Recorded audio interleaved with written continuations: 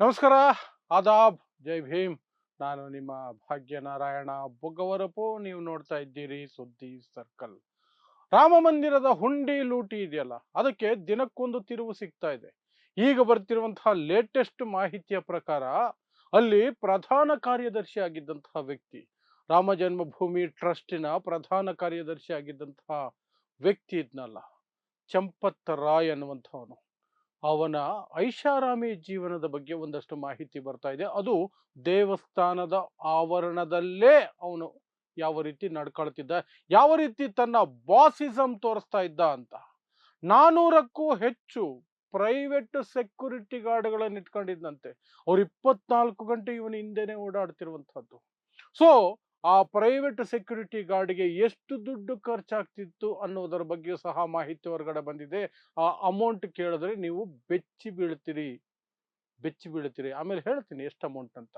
ಅದಕ್ಕಿಂತ ದೊಡ್ಡ ವಿಚಾರ ಏನು ಅಂದ್ರೆ, ಈ RSS ಹಿನ್ನೆಲೆಯ ಚಂಪತ್ ರಾಯ್ ಈತ ನೇಮಕ ಮಾಡಿಕೊಂಡಿದ್ದಂತಹ ಆ ಸೆಕ್ಯೂರಿಟಿ ಏಜೆನ್ಸಿ ಇತ್ತಲ್ಲ, 400+ ಪ್ರೈವೇಟ್ ಸೆಕ್ಯೂರಿಟಿ, ಆ ಸೆಕ್ಯೂರಿಟಿ ಏಜೆನ್ಸಿಯು ಸಹ ಒಬ್ಬ RSS ನಾಯಕನದು, ಮಾಜಿ ಸಂಸದನದು, ಬಿಹಾರ ಮೂಲದ ವ್ಯಕ್ತಿ.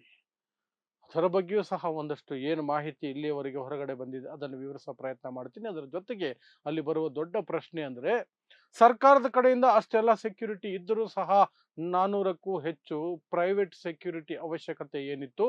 ಸರ್ಕಾರದ ಸೆಕ್ಯೂರಿಟಿ, CCTV ಸಿಸ್ಟಮ್ಗಳು, ಪ್ರೈವೇಟ್ ಸೆಕ್ಯೂರಿಟಿ ಇಷ್ಟು ಇದ್ದೂ ಸಹ ಲೂಟಿ ಹೇಗೆ ಆಯ್ತು, ಕಳ್ಳತನ ಹೇಗಾಯ್ತು, ಹೇಗೆ ಕದ್ದು ದುಡ್ಡನ್ನ ತೆಗೆದುಕೊಂಡು ಹೋಗ್ತಿದ್ರು? ಆ ಪ್ರಶ್ನೆಗಳು ಸಹ ಈಗ ಉದ್ಭವ ಆಗ್ತವೆ.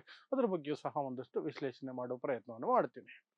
ಸೊ ನಾನು ನಿಮಗೆ ಆರಂಭದಲ್ಲಿ ಹೇಳ್ದಂಗೆ ಇದು ಮುಗಿಯಲ್ಲ, ಇದು ಮೆಗಾ ಸೀರಿಯಲ್ ತರ ಎಳ್ಕೊಂಡು ಹೋಗ್ತಾನೆ ಇರುತ್ತೆ. ರಾಮ ಮಂದಿರದ ಹುಂಡಿ ಲೂಟಿಯ ಕತೆ ಪ್ರತಿದಿನ ಒಂದೊಂದು ತಿರುವು, ಒಂದೊಂದು ತಿರುವು. ಈಗ ಬರ್ತಿರುವ ಮಾಹಿತಿ ಕಾನ್ಸಂಟ್ರೇಟಿಂಗ್ ಆನ್ ಚಂಪತ್ ರಾಯ್. ಯಾರು ಈ ಚಂಪತ್ ರಾಯ್ ಅಂದ್ರೆ, ಅಲ್ಲಿನ ಪ್ರಧಾನ ಕಾರ್ಯದರ್ಶಿ. ಪ್ರಧಾನ ಕಾರ್ಯದರ್ಶಿ ಅಂದ್ರೆ ಕಂಪ್ಲೀಟ್ ಇನ್ಚಾರ್ಜ್, ಸರ್ವೇ ಸರ್ವ. ಆತನದ್ದೇ ಕೈಯಲ್ಲಿ ಎಲ್ಲವೂ ಇರೋದು.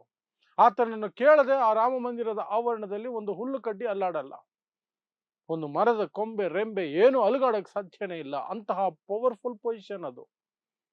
ಆತನಿಗೆ ಆ ಪೊಸಿಷನ್ ಸಿಗೋದಕ್ಕೆ ಯಾರು ಕಾರಣ, ಹೇಗೆ ಕಾರಣ, ಮೋದಿ ಅವರು ಏನು, ಆದಿತ್ಯನಾಥ್ ಏನು, RSS ಏನು, ಅದನ್ನು ನೀವು ಊಹೆ ಮಾಡಿಕೊಳ್ಳಬಹುದು. ಅಂತಹ ಒಂದು ದೊಡ್ಡ ಸ್ಥಾನದಲ್ಲಿ ಒಬ್ಬ ವ್ಯಕ್ತಿ ಕೂತ್ಕೋಬೇಕು ಅಂದ್ರೆ ಯಾರೆಲ್ಲರ ಬೆಂಬಲ ಇರುತ್ತೆ, ಯಾರೆಲ್ಲ ಆತನ ಬೆನ್ನಿಗೆ ನಿಂತಿರ್ತಾರೆ, ಹೇಗೆ ಸಿಕ್ಕಿರುತ್ತೆ ಆ ಹುದ್ದೆ ಅನ್ನುವಂಥದ್ದು. ಮೂಲತಃ RSS ನ ವ್ಯಕ್ತಿ, ಅದರಲ್ಲಿ ಅನುಮಾನನೇ ಇಲ್ಲ. ಸೊ ಅಲ್ಲಿ ಸರ್ಕಾರದ ಕಡೆಯಿಂದ ಸೆಕ್ಯೂರಿಟಿ ಒದಗಿಸಲಾಗಿತ್ತು ಮತ್ತು ಟ್ರಸ್ಟ್ ಕಡೆಯಿಂದ CCTV ಸಿಸ್ಟಮ್, 24 ಗಂಟೆ CCTV ಮಾನಿಟರಿಂಗ್ ಮಾಡುವಂತಹ ಸ್ಟಾಫ್ ಎಲ್ಲ ಇತ್ತು. ಆದರೂ ಸಹ ಈ ಚಂಪತ್ ರಾಯ್ 400ಕ್ಕೂ ಹೆಚ್ಚು ಪ್ರೈವೇಟ್ ಸೆಕ್ಯೂರಿಟಿಯನ್ನ ಪಡ್ಕೊಂಡಿದ್ದಂತೆ.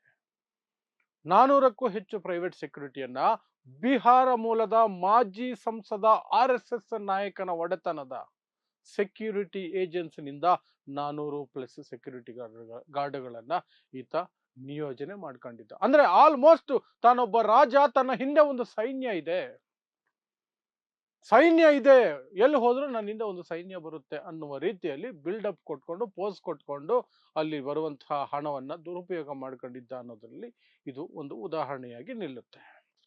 ಇನ್ನು ಆ 400 ಜನಕ್ಕೆ, 400+ ಸೆಕ್ಯೂರಿಟಿಗಳಿಗೆ, ಪ್ರೈವೇಟ್ ಸೆಕ್ಯೂರಿಟಿಗಳಿಗೆ ಪ್ರತಿ ತಿಂಗಳಿಗೆ ಪೇಮೆಂಟ್ ಆಗ್ತಾ ಇದ್ದಿದ್ದು ಟ್ರಸ್ಟ್ ದುಡ್ಡಿನಿಂದ 1 ಕೋಟಿ ರೂಪಾಯಿ.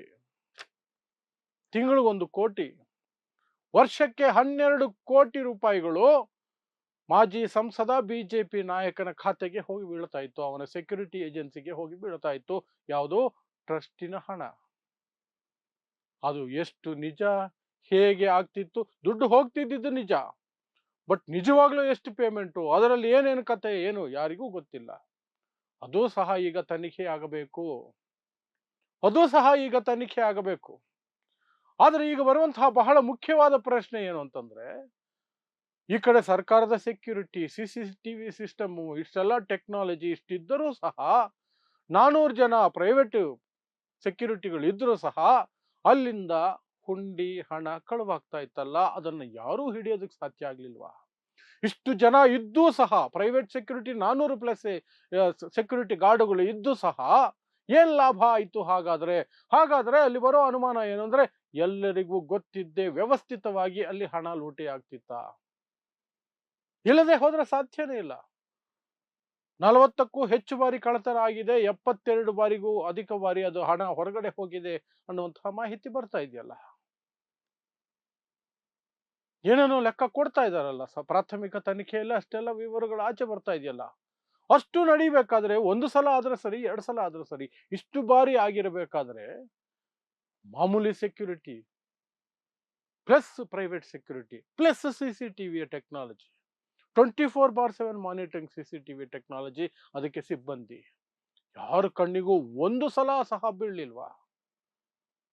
ಸೊ ಅಲ್ಲೇ ದೊಡ್ಡ ಪ್ರಶ್ನೆ ಬರೋದು, ಇದು ಒಂದು ವ್ಯವಸ್ಥಿತವಾದಂತಹ ಕೃತ್ಯ, ಒಂದು ಗ್ಯಾಂಗ್ ಪ್ಲಾನ್ ಮಾಡಿಕೊಂಡು ವ್ಯವಸ್ಥಿತವಾಗಿ ಲೂಟಿ ಮಾಡಿದೆ ದೇವಸ್ಥಾನನ ಅನ್ನುವಂತಹ ಅನುಮಾನಗಳು ಮೂಡ್ತವೆ.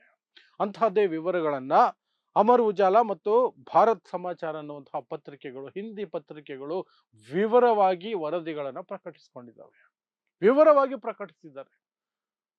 ಆ ಪ್ರೈವೇಟ್ ಸೆಕ್ಯೂರಿಟಿ ಕುರಿತಾಗಿರಬಹುದು, ಇಷ್ಟೆಲ್ಲ ಇದ್ದು ಸಹ ಏನೇನಾಗಿರಬಹುದು ಅನ್ನೋದ್ರ ಬಗ್ಗೆ ಆಗಿರಬಹುದು, ಅವರು ಹಿಂದಿಯಲ್ಲಿ ವರದಿಯನ್ನ ಪ್ರಕಟಿಸಿದ್ದಾರೆ ತಮ್ಮ ಪತ್ರಿಕೆಗಳಲ್ಲಿ. ಆದ್ರೆ ಯಾವುದಕ್ಕೂ ಉತ್ತರ ಇಲ್ಲ, ಟ್ರಸ್ಟ್ ಕಡೆಯಿಂದ ಯಾವುದೇ ರೀತಿಯಾದಂತಹ ಕ್ಲಾರಿಫಿಕೇಶನ್ ಇಲ್ಲ. ಮತ್ತೆ ಈ ಚಂಪತ್ ರಾಯ್ ಯಾವಾಗ ಎಲ್ಲ ವಿಚಾರಗಳು ಹೊರಬಿತ್ತು, ರಾಜೀನಾಮೆ ಕೊಟ್ಟು ಹೋಗಿದ್ದೀನಿ ಅಂತ ಸೈಲೆಂಟ್ ಆಗಿ ತಪ್ಪಿಸ್ಕೊಂಡು ಸೈಡ್ಗೆ ಹೋಗ್ಬಿಟ್ಟ.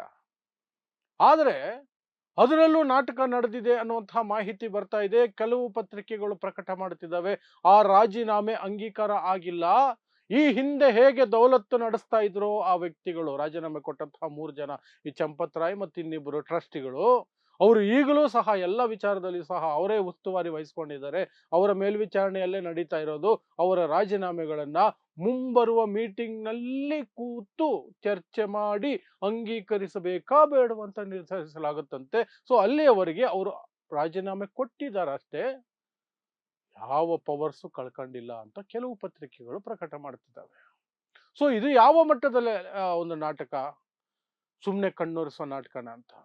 ಮೊದಲೇ ಬಂದಿರುವ ಆರೋಪಗಳೇನು ಅಂದ್ರೆ 8 ಜನ ಯಾರು ಅರೆಸ್ಟ್ ಆಗಿದ್ದಾರೆ ಎಲ್ಲ ಚೋಟಪೋಟಗಳು, ಕ್ಲರ್ಕು, ದುಡ್ಡು ಎಣ್ಸೋನು, ಬ್ಯಾಂಕ್ಗೆ ತಗೊಂಡು ಹೋಗೋನು, ಡ್ರೈವರು, ಇಂಥವ್ರು. ಇವರೆಲ್ಲ ಧೈರ್ಯವಾಗಿ ಯಾವುದೇ ದೊಡ್ಡ ವ್ಯಕ್ತಿಯ ಆಶೀರ್ವಾದ ಇಲ್ಲದೆ, ಯಾವುದೇ ದೊಡ್ಡ ವ್ಯಕ್ತಿಯ ಕೈವಾಡ ಇಲ್ಲದೆ, ಆಶೀರ್ವಾದ, ಕೈವಾಡ, ಸಾಥ್ ಕೊಡೋದು ಯಾವುದೂ ಇಲ್ಲದೇನೆ ಈ ಚೋಟ ಮೋಟ ವ್ಯಕ್ತಿಗಳು ಮಾಡಕ್ ಸಾಧ್ಯ ಇದೆಯಾ?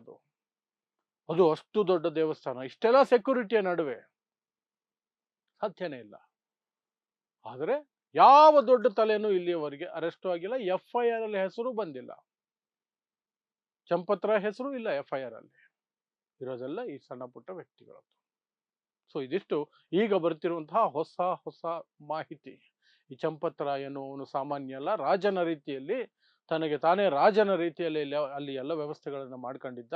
400 ಪ್ಲಸ್ ಪ್ರೈವೇಟ್ ಸೆಕ್ಯೂರಿಟಿ ಬೇರೆ ತಗೊಂಡಿದ್ದ. ಅದಕ್ಕೆ 12 ಕೋಟಿ ರೂಪಾಯಿ ಪ್ರತಿ ವರ್ಷ ಪೇಮೆಂಟು ಮಾಡ್ತಿದ್ದ, ಟ್ರಸ್ಟ್ ದುಡ್ಡಿನಿಂದ, ದೇವಸ್ಥಾನದ ದುಡ್ಡಿನಿಂದ. ಮತ್ತೆ ಅದಕ್ಕೆ ಸಂಬಂಧಪಟ್ಟಂತೆ ಅಷ್ಟು ಸೆಕ್ಯೂರಿಟಿ ಇದ್ದು ಸಹ ಹೇಗೆ ಕಳ್ತನ ಆಯಿತು ಅನ್ನೋದ್ರ ಬಗ್ಗೆ ಎದ್ದಿರುವ ಪ್ರಶ್ನೆಗಳ ವಿಶ್ಲೇಷಣೆ. ಸೊ ಇಂತಹದ್ದೇ ವಿಶೇಷ ಸುದ್ದಿಗಳಿಗಾಗಿ ನೋಡ್ತಾ ಇರಿ ಸುದ್ದಿ ಸರ್ಕಲ್. ನಾನು ನಿಮ್ಮ ಭಾಗ್ಯನಾರಾಯಣ ಬೊಗವರಪು.